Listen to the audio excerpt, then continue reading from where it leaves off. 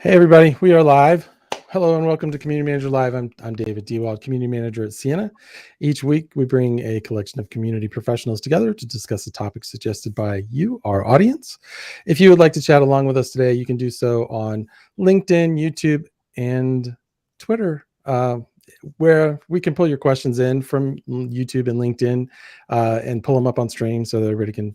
So that's where you want to be. You can find links to everything over on the cmgr.live, Community Manager or CMGR Live. This week, we are going to be talking about looking forward in 2023, just to talk about whatever comes to mind. So, predictions for 2023, that kind of thing. But first, we're going to go around. You know who I am, so we'll go to Tim, let him introduce himself, drop down to Rebecca, and then over to Carolyn. I'm Tim McDonald. I am the head of community at homeroom.club and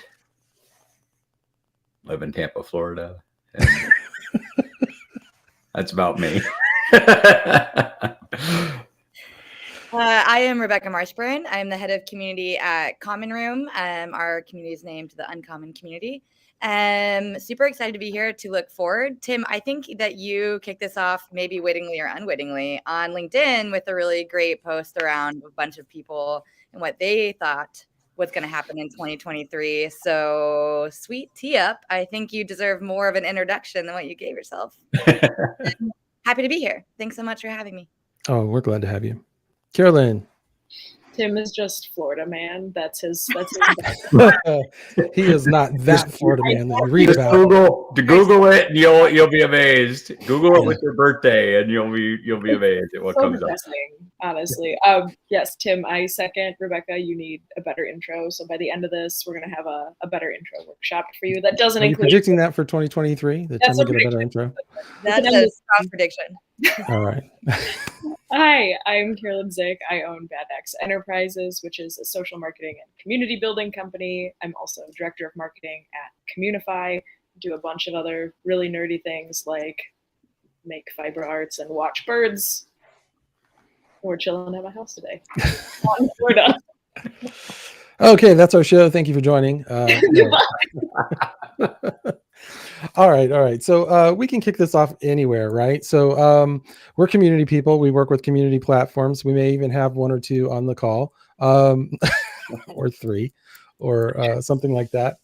And so what do you think is the? So I was talking about this on, was it Twitter or I think it was Twitter with David Spinks, Mr. CMX, and he predicted that it would be smaller chat-based communities that would see kind of a rise for 2023.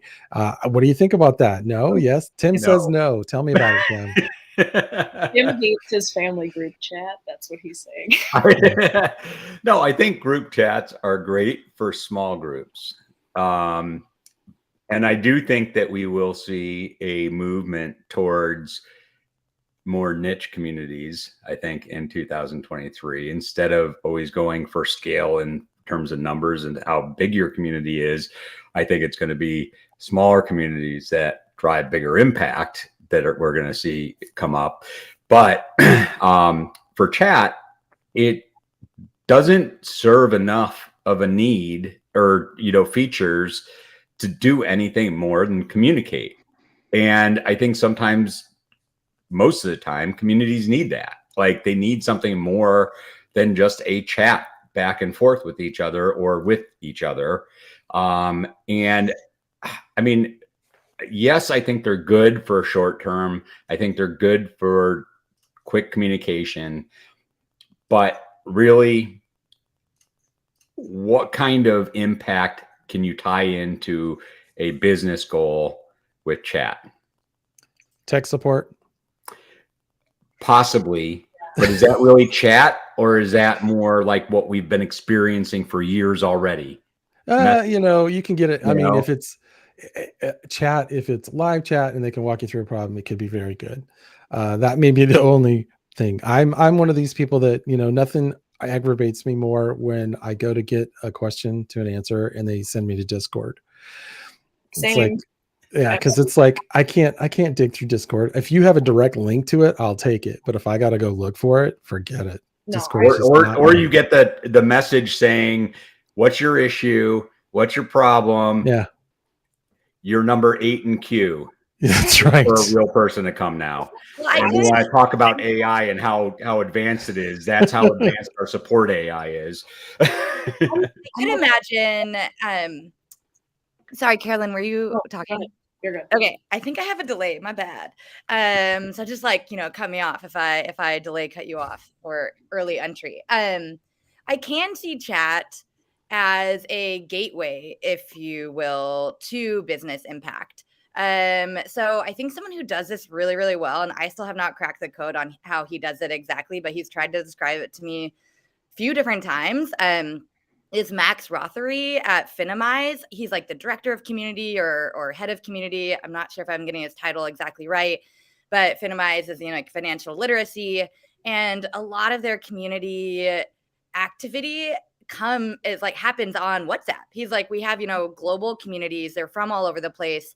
And one of the key unifying apps that everyone has is WhatsApp. So we have these different chats, WhatsApp chats, based on different levels of financial literacy, or what you're trying to do with your finances, or what you're trying to learn with your finances. So they almost act right as like a Slack or Discord type of channel, trying to bucket what people are doing. But the idea there is that people can chat in real time and, and kind of send memes and do all that stuff together. But what actually then happens is they do then end up in a physical or digital physical event space, right? So then that chat leads to, hey, we're going to have a learning session about this, weekly or monthly or whatever that is. And I think that's the key to being I think ultimately chat communities might rise, especially as communities get more and more, if they're getting more and more global and more people are joining from different time zones and they use different technologies and they are on their phones more often, or whatever that type of niche community might be. Not to say niche, but specialized, wherever they like which devices they like to be on more often. And then I think the key, but obviously I believe in this because I work at Common Room and I love our tool, but the key is then being able to use whatever you're doing, right? Make sure it integrates with a tool that allows you to say it's the new pipeline, if you will, right? Did people join the WhatsApp? And when they joined the WhatsApp chat, then did they end up coming to an event? And then when they join that event once, did they come twice?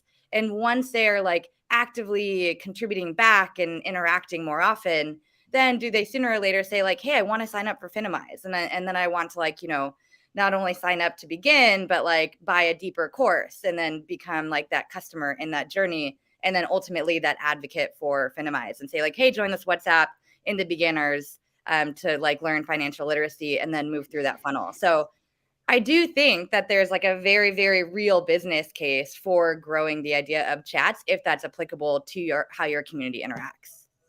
And I'm curious too about exactly what you described with Finimize. Is there mobility between the knowledge levels within the chat, or are you manually placed?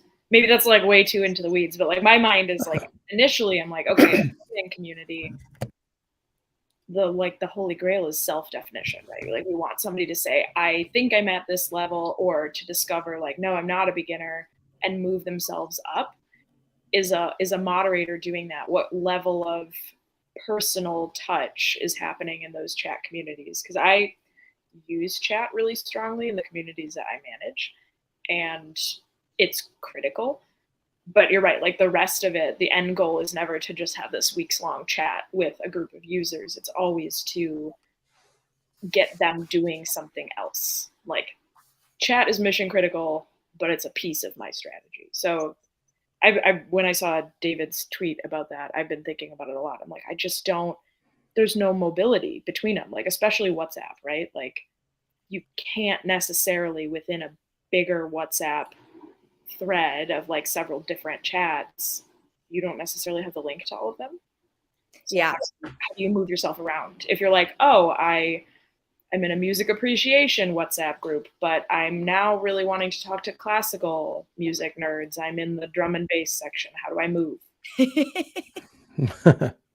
That's a great example. And honestly, I think I would do a poor job representing what Max does at Finimize, but maybe, or if you want, David, if you don't know him, I will connect you all because he could be a really super awesome person to have on here. Also, Carolyn, connect you with him if that's like a chat goal. Yeah, We will never say no. Yeah. No. I like Cool. making friends. Well, Nice. I was going to say, I mean, I agree with both of you and see this as a tool, but more as a tool that drives people into a community rather than a community itself. Yep. Social media. And, Sorry. I mean, Wall Street Journal did this, like with expats. They did WhatsApp. You know, I think you could have up to 200 people at the time in a WhatsApp group. And they would group expats based upon where they were located in the world for Wall Street Journal consumption of their content. Okay. But the whole goal of that, they didn't call that their community, right?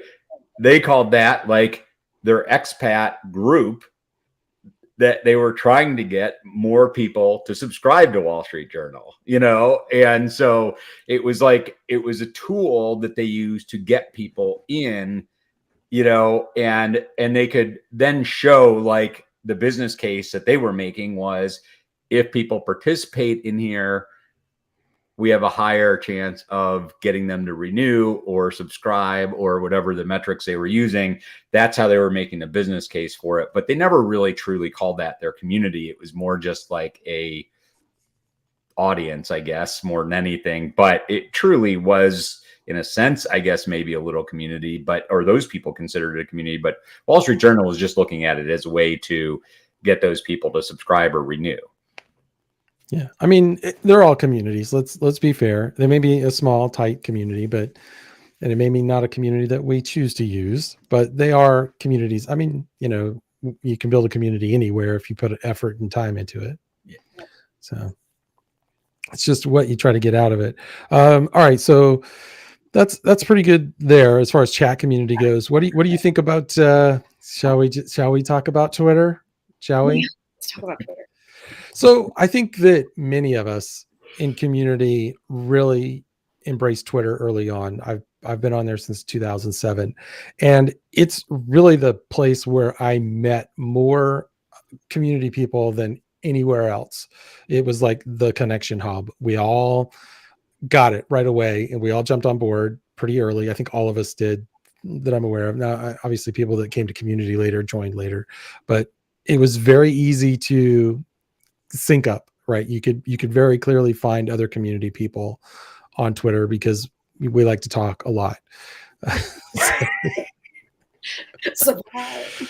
Imagine that. So no matter how introverted we are in person, online we are extroverts, right? So, but there have been changes recently that have made things different. Whether you think that's good or bad is entirely up to you. I'm not going to make that call. It's different though. I don't see nearly the engagement that I used to.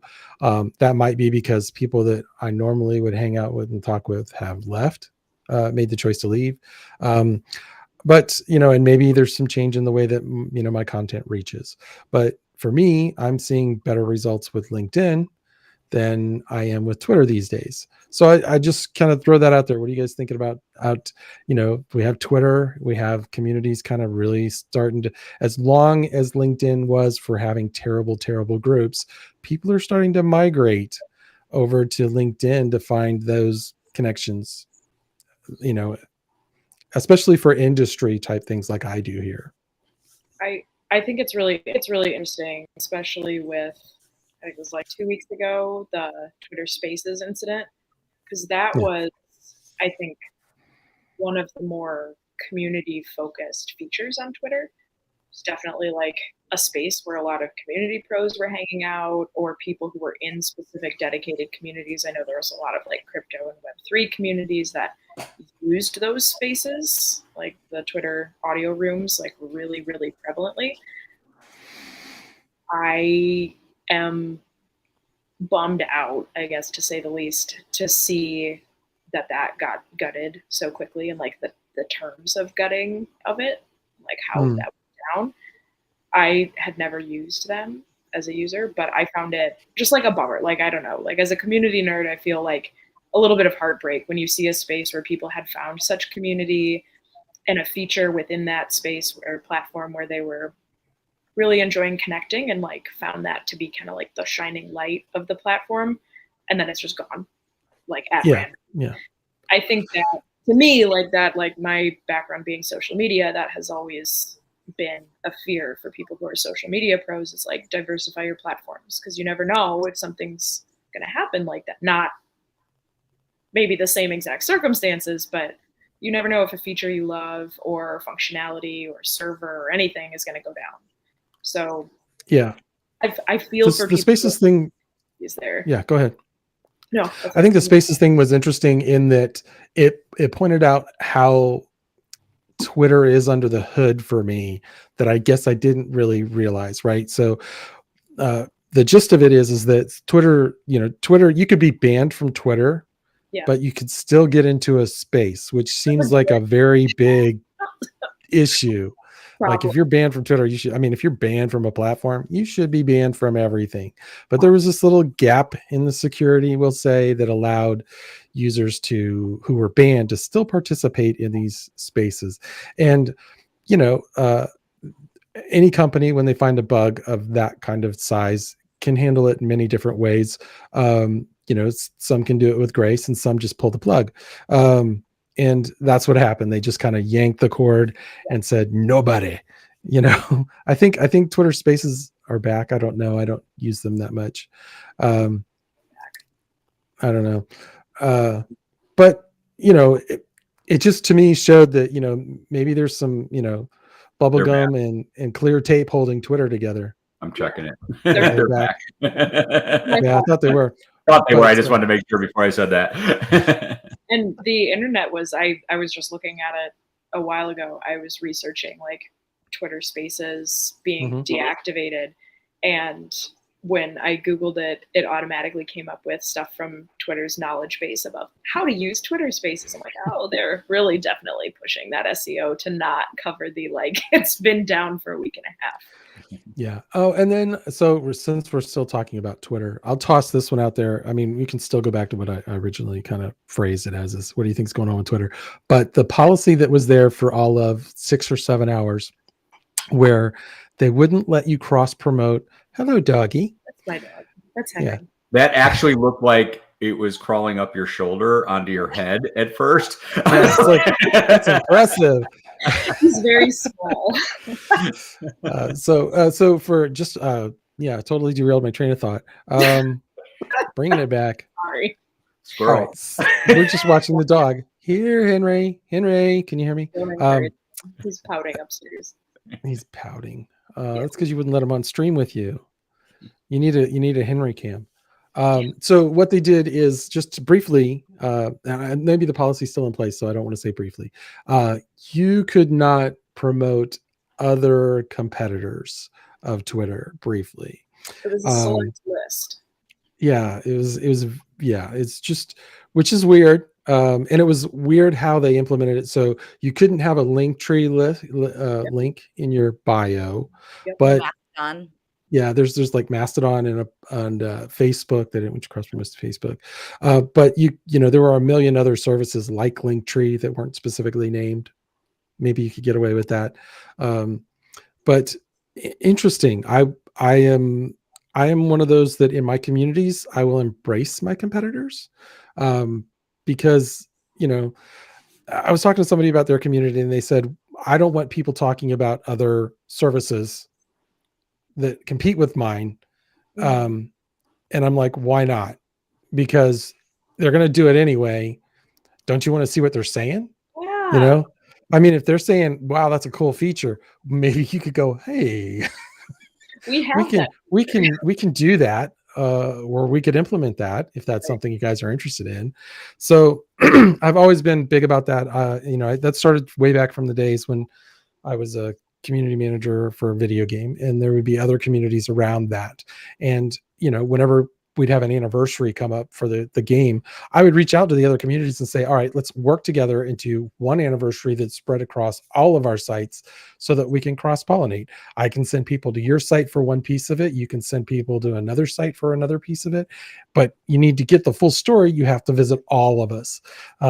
and I firmly believe in that. So, I work in a telecommunications company. I hang out in communities that talk about our competitor products because, we are competitors, but the pain points that our customers see can be very similar. If they're having a pain point with this product, we might have a solution. I'm not going to go in there and jump in and say, oh, hey, I saw that you were on the, you're in that competitors forum, and I'm not going to say, oh, you should come see us, because that's, I feel like, spammy, and I'm not going to do that. But I can bring that back to our marketing department and say, the people that are using product, B, are seeing a lot of pain points doing this particular thing. We can do it. Let's maybe make some ads or something that points out that we solve these pain points that they're seeing in the other products, and just kind of leverage that.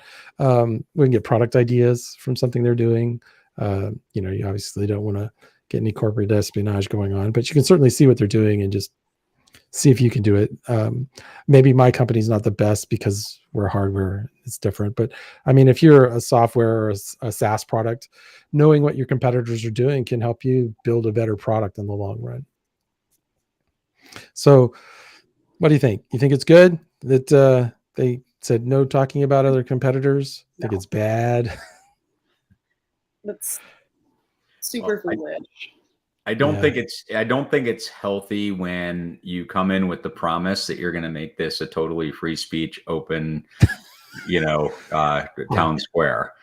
And then you, in most people's opinion, do the opposite of what you're saying.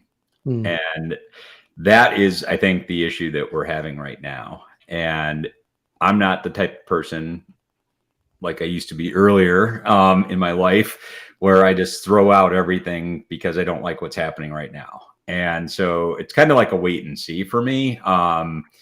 But everything you said, David, like the engagement is not there like it used to be. The conversation's not there like it used to be. I mean, unless you want to poke somebody and, start a fight, you can do that pretty easily still there. But but I think for bringing people together, for looking at ways to really connect with people and bring people together, even if it's not on Twitter, on, maybe bring them into your community platform. I just don't think it's nearly the same, but I think it's changed over the years, even before Elon came in and bought it, and so we've seen this evolution, and it's going to continue to change. The way we're going to see it change might be drastically different than the way it's changed over the past 3 years, and where we're going to see it go in the next 3 years. But I think nobody, including probably him, realizes what that's going to be yet. And so we just need to kind of wait and see, I think, what's going to happen.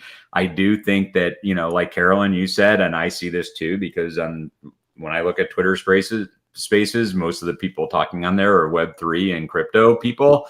And I think they have a vibrant, set of community and conversation happening there. And so it's not to say that this is the same for everybody, but I think it really depends on how you're using it, what type of industry you're in, and what you're trying to do with it. I think it's becoming increasingly more difficult to truly make it.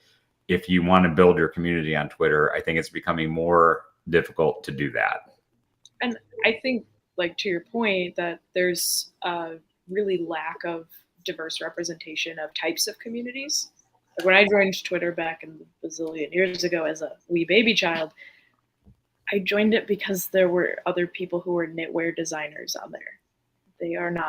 That is not a platform they are using to communicate to each other. But it was, at the time, like, that was a place where you could go and see if the different, super nerdy, different textile forums, their websites, if they were up or down, right? Like their tech people would be tweeting like, hey, we're doing maintenance or whatever. And like the knitters and yarn nerds like me would be like, good luck, like, yay, come back soon. Like, and that's absolutely not a community that's represented in that space anymore, because they moved.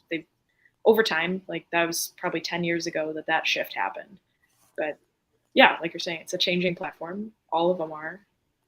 That's my 2023 hot take, is we're seeing the pop of the social media bubble. I love the like I guess it was your second question, David, right? It was like, where's Twitter going to go in 2023? And then this idea around like, how does one handle competitors being in your space or peers or whatever you might Right. like to call them, right? People in your same industry, perhaps like looking for that same kind of market share. And then I got really interested or curious because I think that, I mean, the community, at least from my point of view, and I think probably since we're all community leaders, this is likely shared, but a community code of conduct is like very important, right? And then like that transparency around how you will handle different situations so that your community members understand what they can expect, how they can and cannot behave, what the ramifications would be should they or should they not, how you will handle those situations, like all those sorts of things are supposed to be sort of encompassed. And as you encounter new ones, you know, how you add that and flexibly adapt and work with your community to co-create those guidelines, all those different things. And I was like, I wonder if Twitter has anything about their community guidelines. I've actually never thought to look up Twitter's community code of conduct. Yeah, And because so- I'm a nerd for that kind of stuff, like community guidelines. With any company, you're in a race, and it's how you handle that race. You'll come up with your first set of rules, and somebody will figure a way around them, and then you'll adapt your rules to that, and then someone will figure a way around them. And it's this constant back and forth. And so the goal is to be specific enough to detail what you don't want or do want, but vague enough to give you the flexibility when something weird happens. So I always point back to Facebook and the breastfeeding photos. You know, is that nudity or is it not nudity? Are we pro breastfeeding or are we anti booby? So that's how do they do that? And there was a lot of back and forth. And nowadays breastfeeding pictures are fine. And if it's a fine art booby, it's fine. If you just want to flop one out on a live stream, they're going to say no. I hate that I said it that way, so I apologize. Okay, we're live. I'm a little crude, and I do apologize, but you know what I'm saying. There's context that has to come into play, and you cannot predict and manage context. And the larger your community becomes, the more impossible it is to moderate with perfection. Perfect. Moderation is impossible at large scale. So for Twitter, impossible to cover everything. Facebook, impossible to cover everything. Totally. So I was, interested in like, I don't know. So they have the Twitter rules and then I was like, is this their community code of conduct as well? Or are these like more corporate rules overall, but not necessarily when it comes to this idea of community? But you're totally right. They're pretty vague, right? It's like safety. And then it's like, H1 is safety. And then it's like violence, extremism, exploitation, that sort of thing. And then there's privacy, authenticity, enforcement appeals, third-party advertising. But then I got curious to be like, okay, because they did make this change where they're like, you can't advertise. Did they change their... They did. There was a page up temporarily. There was a social media page that specifically said you can't link to Mastodon. You can't have Linktree. And it was very specific, Facebook. It was vague on everything else because apparently those are the only important ones in the world. And Mastodon was targeted because of Elon Jet, some jet was keeping track using publicly available information, mind you, of where his jet was in the world. And that is invasion of privacy enough that Elon freaked out and banned that. And people were saying, fine, he's not on Twitter, he's on Mastodon. And that's when we got the knee-jerk reaction of, fine, you can't post about Mastodon. It was expected even to like typing out the handles of your other accounts, which I'm like, how are you going to go through and, like you're saying, moderation at that scale is impossible. It's like you couldn't type out the handle of your Mastodon. Like, what if it's the same as Twitter? I described it as this way. If you've ever had a community that's a little contentious and you've ever had a user say, you suck at your job as a community manager, I could do it better. If you ever wanted to know what would happen if you made them a moderator, that's what's happened with Elon Musk. Because Elon Musk said, Twitter runs horribly, I can do it better. And he bought it. And now we're seeing exactly what happens when someone like that says, I can do it better. They find out it's not that easy. There's a whole lot of complexity there. And if you fire everybody that knows about the complexity, it makes it even harder. I don't, if your entire trust and safety team that's around for trust and safety is gone, then maybe trust and safety is not going to be easy to manage. We'll just leave that. I think Elon needs to watch our episode from last year on moderation and governance. Yes, I think so. You can still post YouTube links. So, well, we live stream to Twitter and YouTube at the same time, so he can't say anything about that. Right. That's my opinion. All right. So that's what do you think about LinkedIn kind of jumping in to fill the gap? It feels like that's what's happening, at least for me. I mean, it's probably different for other people. I am on Mastodon. A lot of community people don't seem to have jumped on it that much. There's a few that have gone in there, but it doesn't feel like we're all talking about community there as opposed to anywhere else. And then of course there's Facebook. There's really 2 or 3 main Facebook groups, and they're centered around companies that, do community management as a service, and not necessarily just that, but learning about community management, those kind of things. That would be CMX Hub and Community Roundtable. Those seem to be the 2 big ones that I'm aware of. I don't know if there's any others out there. If there are, send me a link. I'll join them. So, any other companies out there, big companies like the giants that you feel like are kind of filling the gap that we're seeing that Twitter has kind of created? I honestly believe that a lot of it splintered and went into smaller groups, like we talked about earlier. The knitting people have their communities of forums. Hey, Google thinks that forums are such a big deal. They're now prioritizing the indexing of them.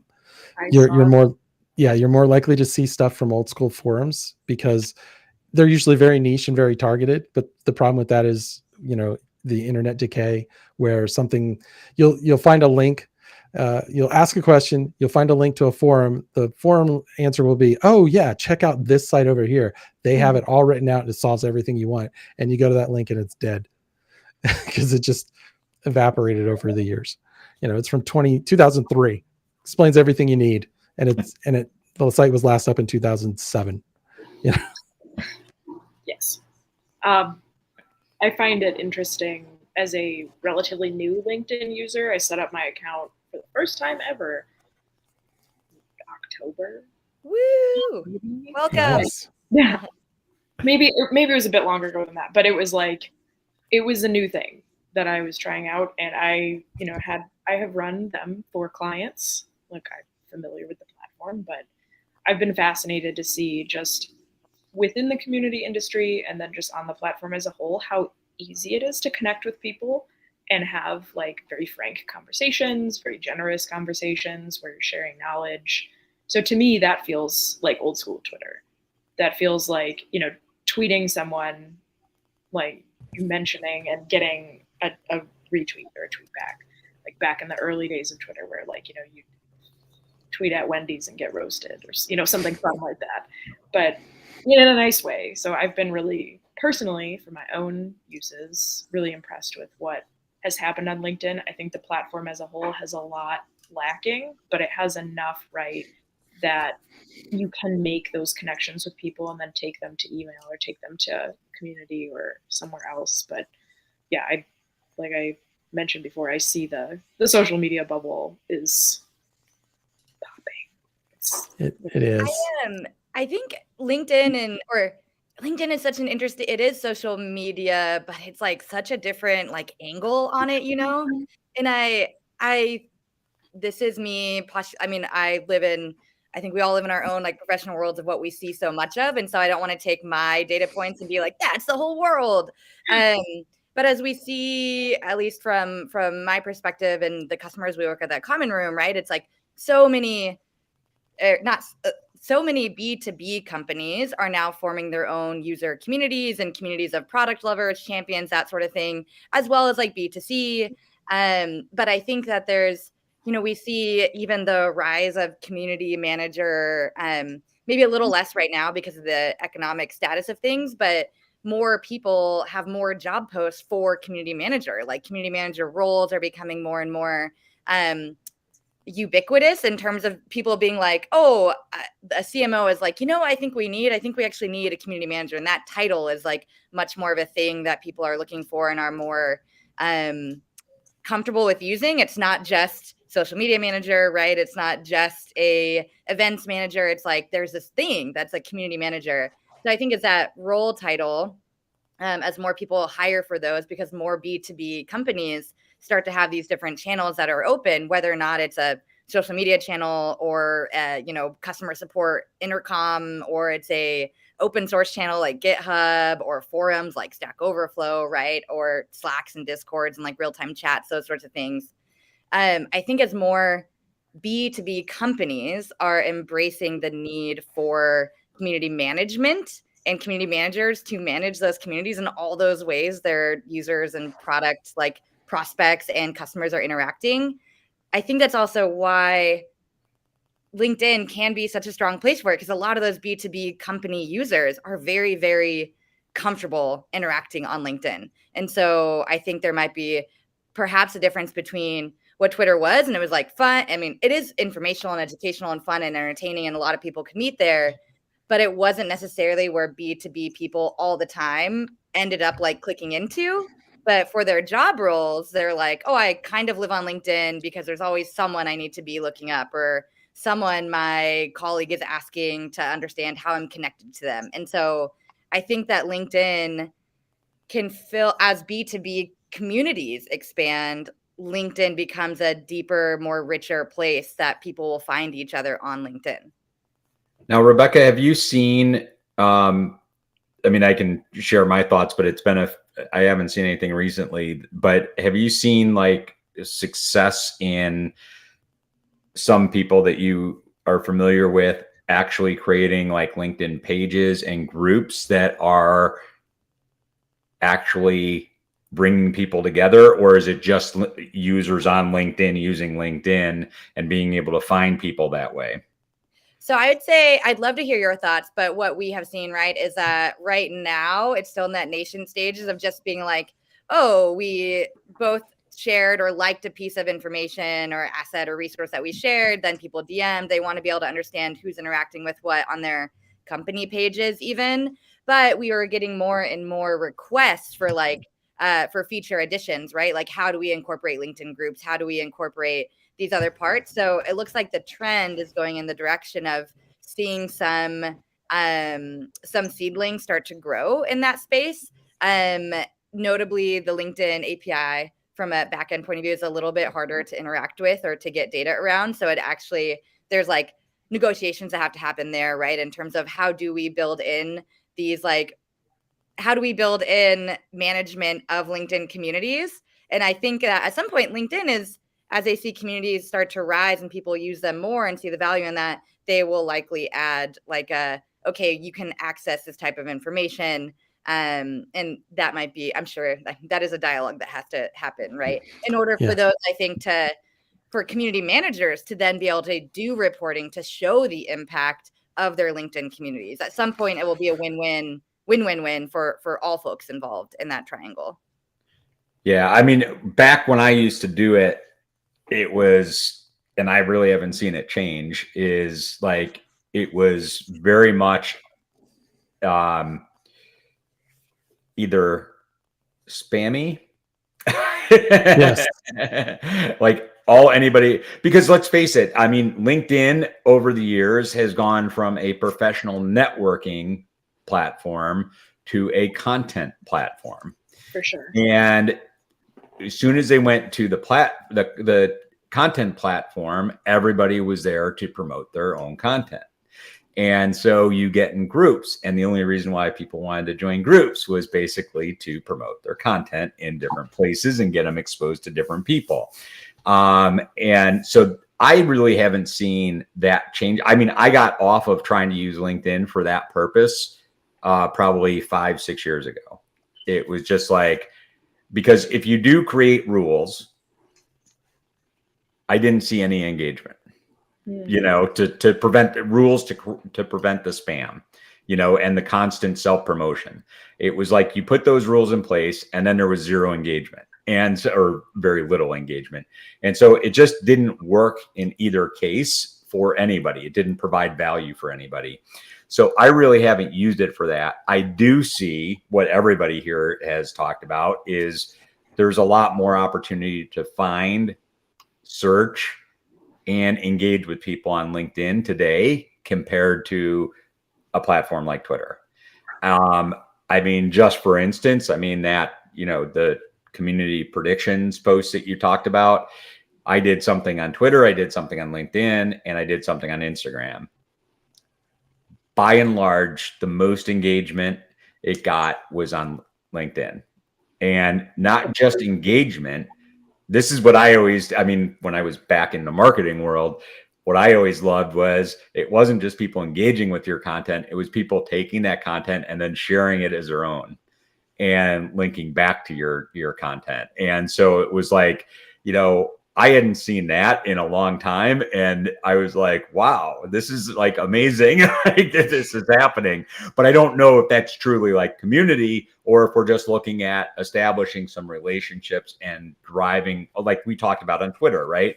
Like and chats, taking that as a funnel to get people into your community, I think is how I see LinkedIn.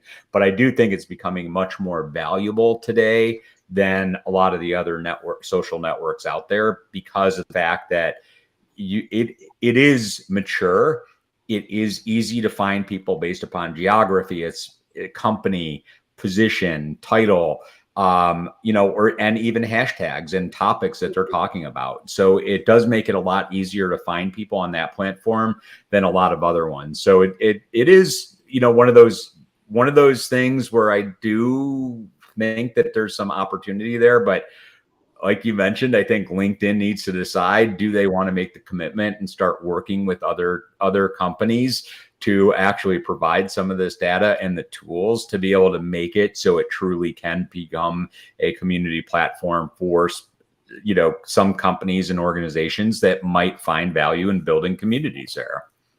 I think, the way you said it's like LinkedIn and like chat platforms all the way back to the beginning of the convo.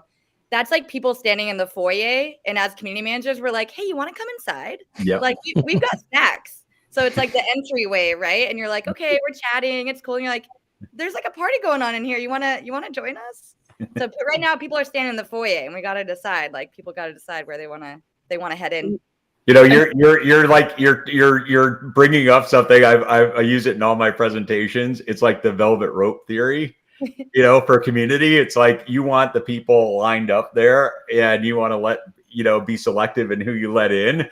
But yes, that's exactly what it is, right? It's like everybody's there, get them excited, and then it's like, hey, I got a pass. I can let you in here.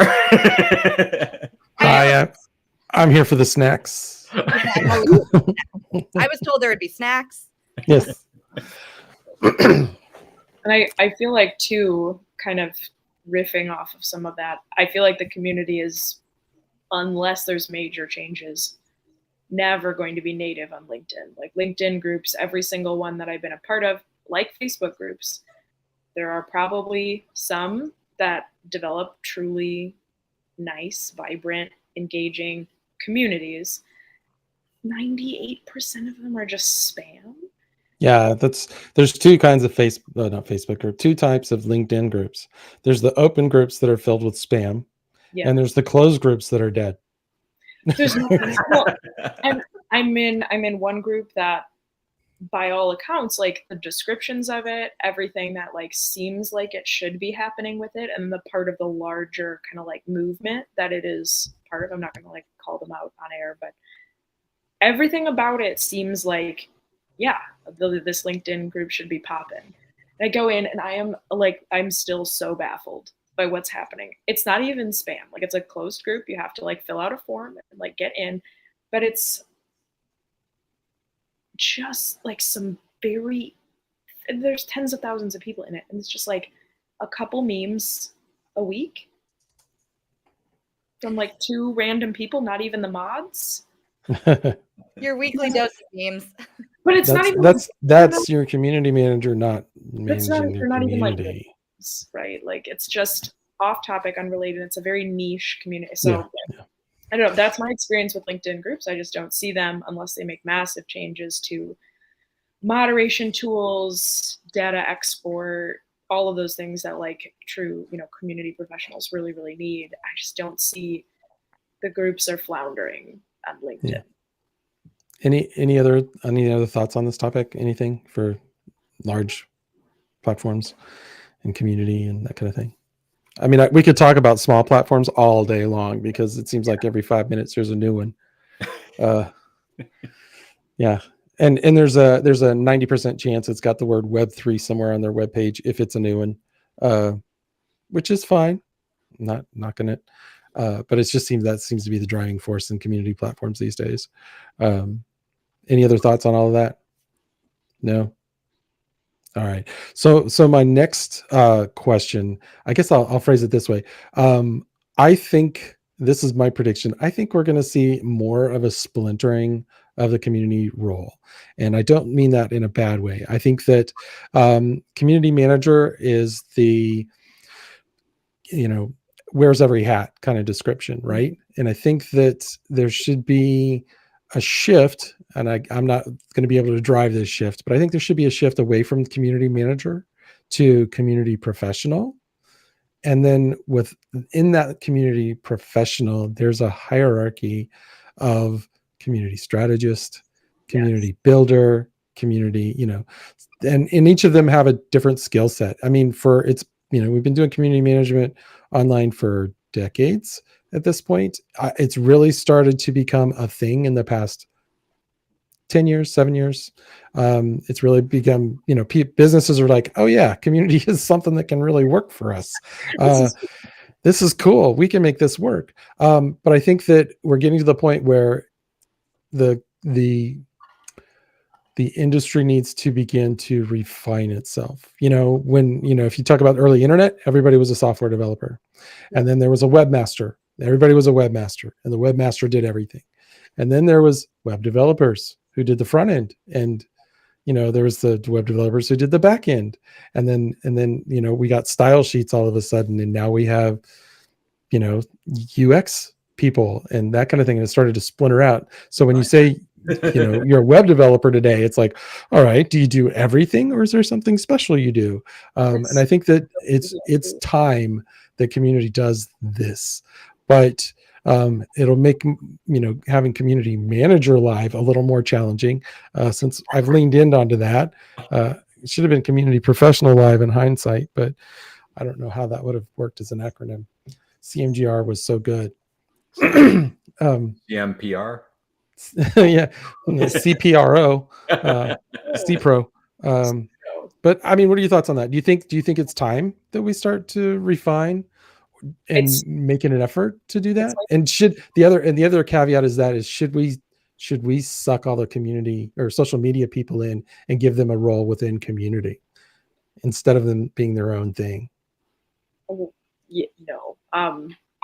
That's hard. No, second half. That's because the reason I say that is because I work at a company where, unlike a lot of other companies, social media is completely separate from the community.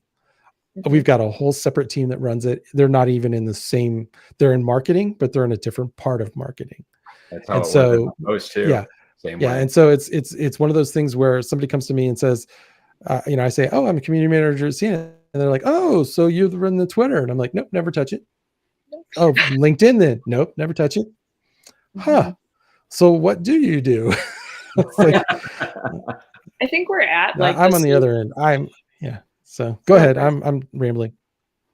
I think we're at the stage like when social media came out in like 2007-8, businesses started like deciding like, oh, we actually need to do this and like do it well and execute on it because like people are talking about our brands on these platforms. And that kind of like dawned on people. And then like, then you have that's under marketing, right? That's marketing for sure. Or customer success maybe.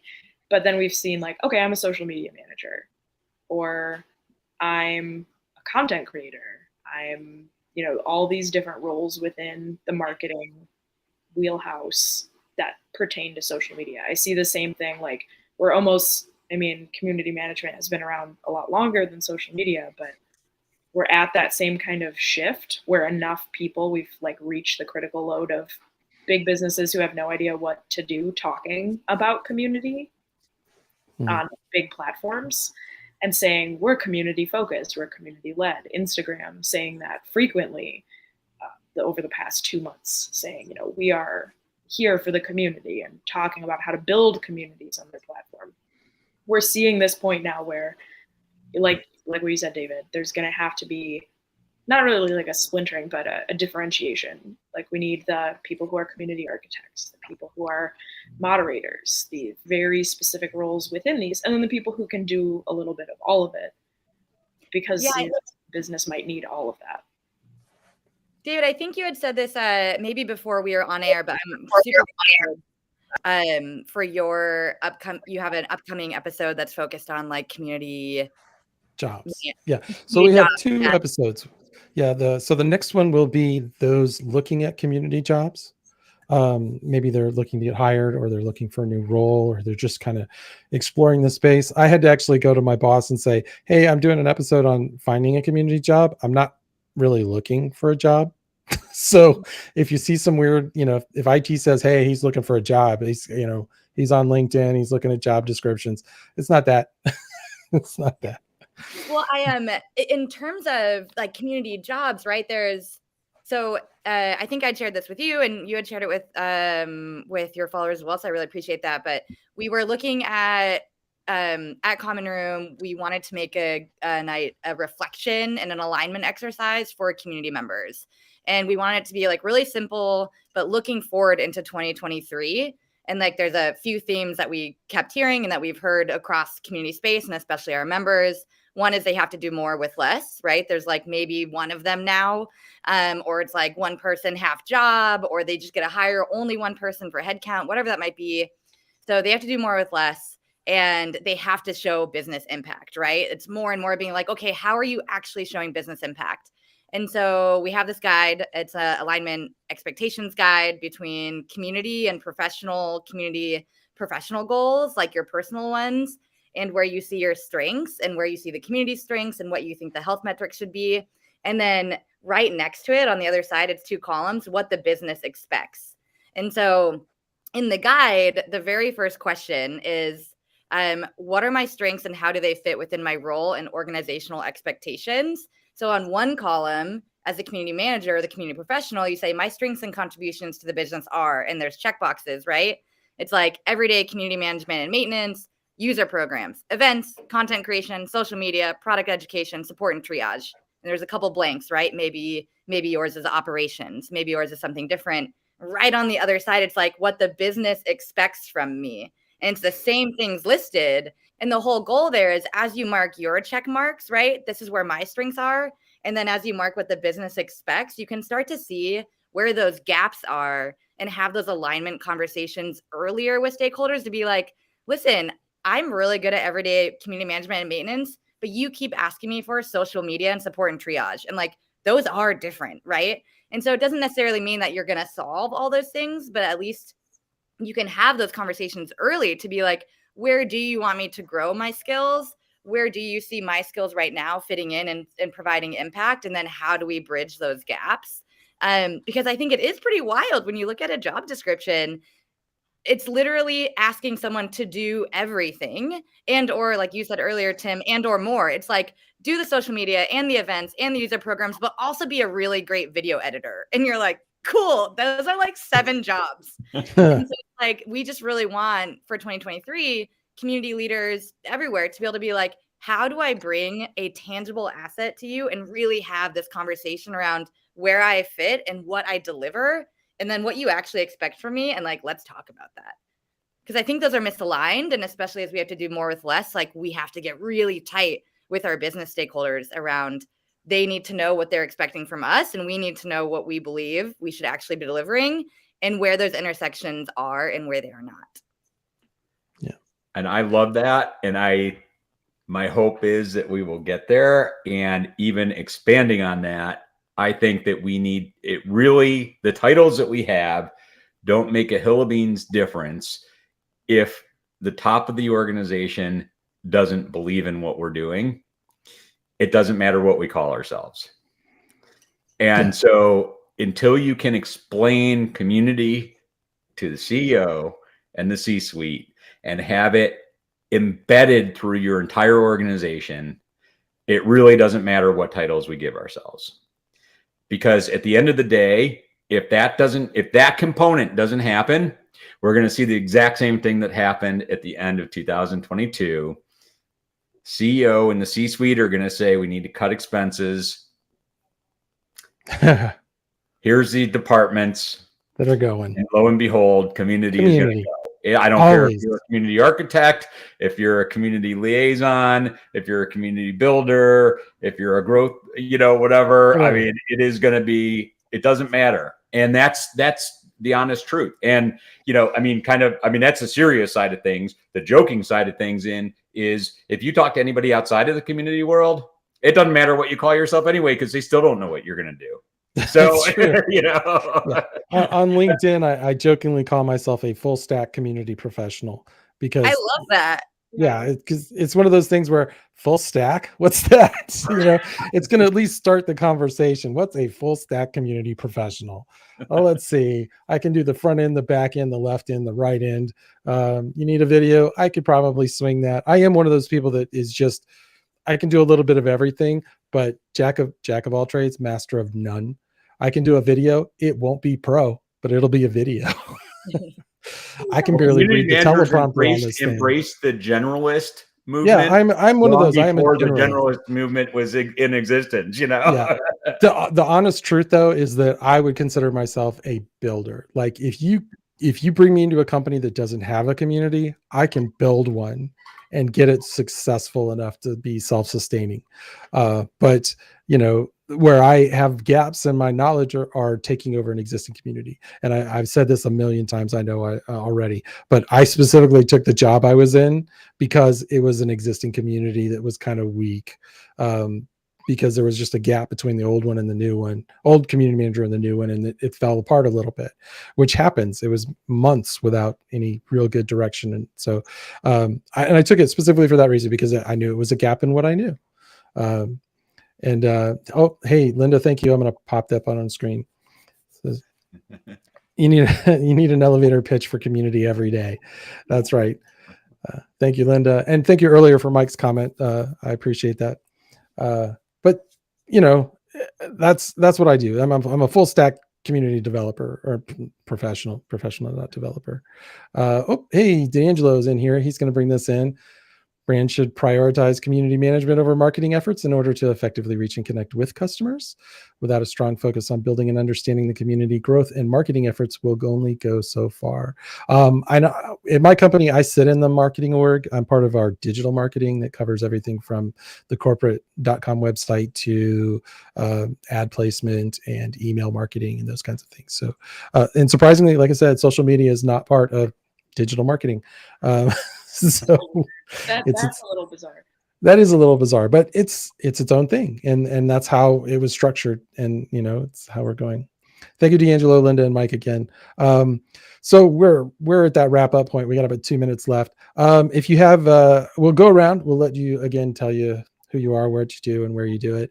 And if there's any resources you want to tell them about or where to go, please feel to. But also toss in maybe what's your big sky idea of what 2023 is going to look for communities and community professionals.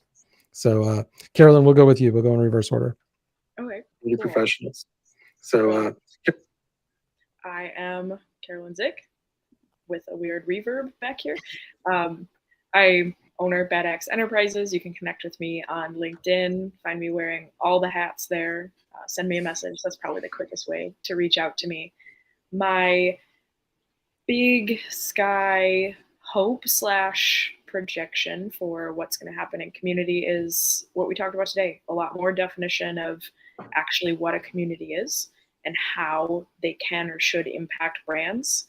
There's been so much chatter about it publicly in the last 3 years that I think we're going to see that continue and be even more well defined.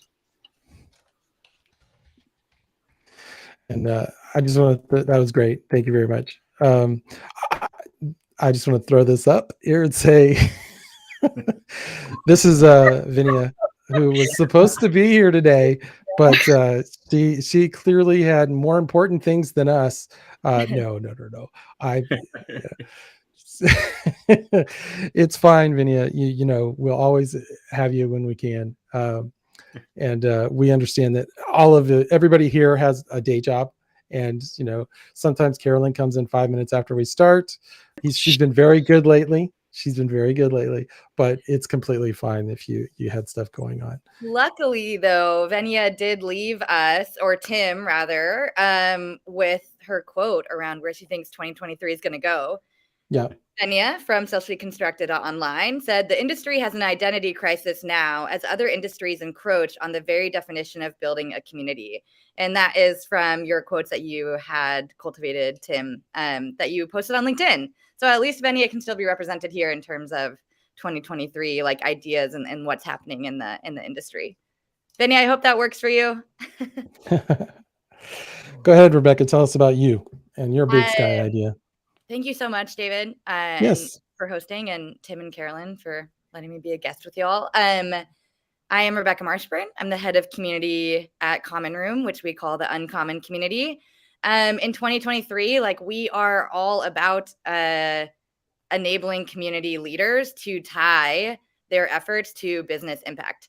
And so that is why we build the platform of Common Room. That is why we have so many native integrations. That's why wherever your community is existing, wherever they're interacting with you, wherever they're asking questions about your brand or your product, you can pull all that in, because ultimately we know that you have to end up showing sales and growth, what that means to their bottom line, product and engineering, what that means to the quality of the product they're delivering, customer support and success, what types of education actually need to be prioritized, marketing in general, right? Like, how do you contribute back to the marketing team and find those voices, amplify those creators and that content, enable people to connect with each other outside of your brand and really help empower each other with your product, your experience, your brand, your company. So where I see it going in 2023 is that, like, we know from that thematically that we needed to shift to do more with less, and then to show where that impact is.